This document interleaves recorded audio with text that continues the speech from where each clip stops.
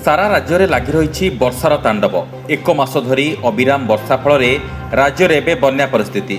केउठी घरे पानी पशिला तो आउ केउठी रेलवे ट्राक उपरे 2 फुट्र पानी माड़ी चली।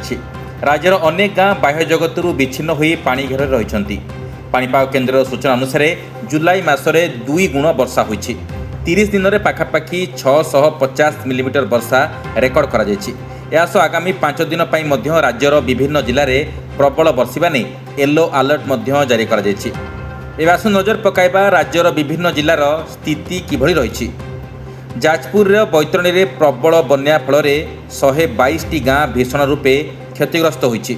नदीर उपर मुंडरे प्रबल वर्षा फल जाजपुर जिले में भयंकर बन्या परिस्थिति सह जिलार दशरथपुर ब्लॉक रे सर्वाधिक क्षति होईछि। रास्तार घाई हो सहित नदी कोलिया मंदिर गुड़िक बुड़ी जाइछि एवं यह सहित गाँ गुड़िक पानी पशिजा फल लोक मैंने नाही नथिबा असुविधार सम्मुखीन होइछन्ति। सेहिभଳି प्रबल वर्षार उबुटुबु होउछि भद्रक। लगाण वर्षा पे जिलार सालंदी गमई कांसबांस भली नदीर जलस्तर मध्य वृद्धि पाइछि। बन्या पे जिलार 72टी पंचायत पाखापाखि 3.5 लाख लोक बन्यारे प्रभावित होइछन्ति।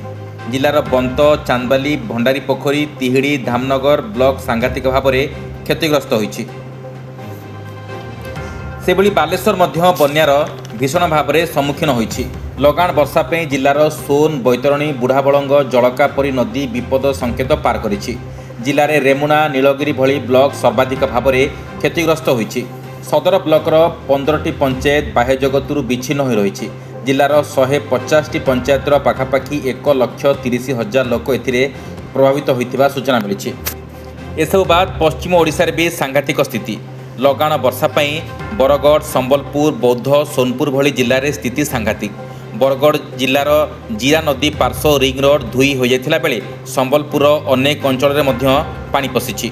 तेबे चलित बन्यारे राज्य में 6 जनकर मृत्यु घटिथिबा बेले अनेक लोकंकर क्षयक्षति मध्य होइछि। प्रबल वर्षा पे बिलरे रुआ होइथिबा धान तली मध्य नष्ट हो जाइथिबा विभिन्न जगार चित्र सामनाक आसीछि। सेपटे बन्या पे भय न करिबा पे लोकंकु सोशल मीडिया माध्यम रे मुख्यमंत्री अपील करिसंती। बन्या परिचालना पे राज्य सरकार तत्पर अछंती बोली सूचना दैछंती मुख्यमंत्री मोहन चरण माझी। Bureau report news alert 24x7।